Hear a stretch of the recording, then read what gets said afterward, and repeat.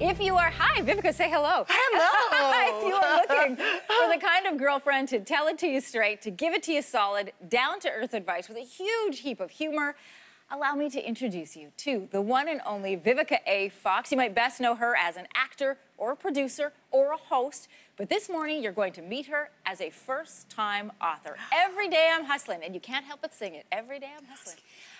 Is the name of her new book. She is here in studio with this morning on a short 45 minutes of sleep. Welcome to your morning. Good morning. The cappuccino's got me going, though. Well, it was those high winds, right? It was, yeah. I almost got stuck in New York last night, but we made it here, and I'm here to talk to you about Every Day I'm Hustling. I love it. Okay, first of all, let's talk about your name. You're at a stage now where people can just say Vivica. We know exactly who we're talking about. Yes. But you didn't use Vivica originally. Tell us about the origins of your name and how you added the A. It was a casting director, believe it or not. Growing up, people couldn't pronounce my name. They used to call me Vivica, Vivica, everything wrong, everything but Vivica. And so I just went by my middle name, Angie, which was short for Anjanetta. And so I was just so used to making people comfortable with that. When they would call me, I would be like, it's Angie, you don't have to say Vivica. And a casting director was like, you know, your name's Vivica. Why wouldn't you use that? It's a beautiful name. And then do Vivica A. Fox. So they'll be like, yeah, the Fox girl, Vivica, the Fox. The Fox girl. Yes, and now it's stuck. And Vivica suits you, right? It sounds like vivacious and vitality, which is you have a real light to you. Thank you. No matter what role I've seen you in, I always come away with this feeling of like, it's like getting a bit of a spark, a bit of an energy. Absolutely, and that's why I did Every Day I'm Hustling. It was time for me to share some of my secrets to success. Oh. So my book is a 19-part lesson in a 5-part series. Okay, well, let's talk about some of that advice. One of my favorite pieces is get out of your own way. Absolutely. What does that mean? I had to learn it myself. You know, sometimes we just do too much. I have a saying, know your place, play your position, and stay in your lane. And most of the times, if you learn to get out of your own way, success will come, but you have to do the work. Give me an example of how people get in their own way. What do they do that trips themselves up? Well, gosh, doing too much, in my honest opinion, and it's like not knowing your place. You've got to know how to attack intelligently, which I learned from Uma Thurman. You know, Tell me about that. Oh my gosh, and we were doing Kill Bill. You know, we would get critiques every Friday, and one Friday from Quentin Tarantino. From Quentin Tarantino, and I guess I just wasn't in the mood. So he'd sit everybody down and tell them what they're doing wrong? Yeah, we trained for 6 months. I mean, the girls, all of us were in absolutely amazing shape. Yeah. And so we trained from 9 to 5, Monday through Friday. So you have to realize that, you know, that sometimes a little positive reinforcement goes a little bit longer than, you know, but he would rip you to shreds every Friday, and I guess I just wasn't in the mood, and Uma said, come here, let's have a talk. Well, did you let him have it? I spoke up. You spoke up to one of the biggest directors in Hollywood at the time on a huge film. Yes. And the reaction was, and the advice from Uma was? Uma Thurman, she was like, come here, you have to know that he can fire you. This is his movie. And you just have to learn to be more manipulative. And at first I was like, well, what do you mean by that? And she said, you just have to learn how to have things go your way.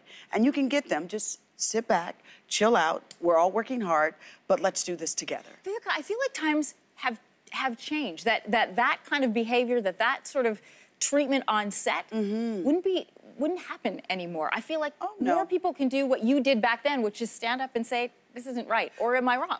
Well, you have to know when to do that. I mean, definitely things have changed where, you know, people aren't afraid to speak up. But, you know, when you're being directed, that's what the director is there for. And that's what I said about knowing your place and playing your position. As the actor, you're there to help the director and the writer's vision come to life. All right. Do you understand what I'm saying? I do. Okay. I do understand. Yes, yeah. So if you over there mouthing off, you might get a call the next day from your agent, and you might not be coming back. So be smart. Yes, be smart. Talk to me about this age of people now who get famous fast, right? Yeah. It happens so fast. But you are now a woman in your 50s. Yes. You have maintained this career at the top. So what's your advice to this new type of celebrity who they may get famous fast, but how do you maintain that? Well, there's no shortcuts to success, in my opinion. I mean, like you said, today's society, they just swipe their way. They think they can swipe their way to success. But if you really want to have longevity in a business and be able to go through different chapters of a career, like for me, I couldn't play the young ingenue. I had to figure out what was next for me. That next chapter for me was producing, directing, doing a brand, having my own hair collection. You have to know that there's different chapters and how to go to the different chapters gracefully and happy. Any single woman will appreciate the chapter, Stop Falling in Love with a Six-Pack and a smile. Don't you share do it. Yeah, Don't do it, girl. Don't do it. Solid advice. What's the danger? Well, I've learned that, you know, when you're growing up, you like the jocks, you like the bad guys, and you'll keep dating that same bad guy over and over again. And so I just say, take the time to get to really know someone so that you don't continuously get disappointed and have your heart broken. All right, talking about getting to know someone. You Yes. write about your ex, Curtis, aka 50 Cent, constantly being pulled back into the drama. I'm going to quote you here. You write, "Let me put my archaeologist hat and go back in to end this foolishness once and for all so we can move on." Now, people are going to have to buy the book to read the rest. Yes. But what lesson would you hope to give there?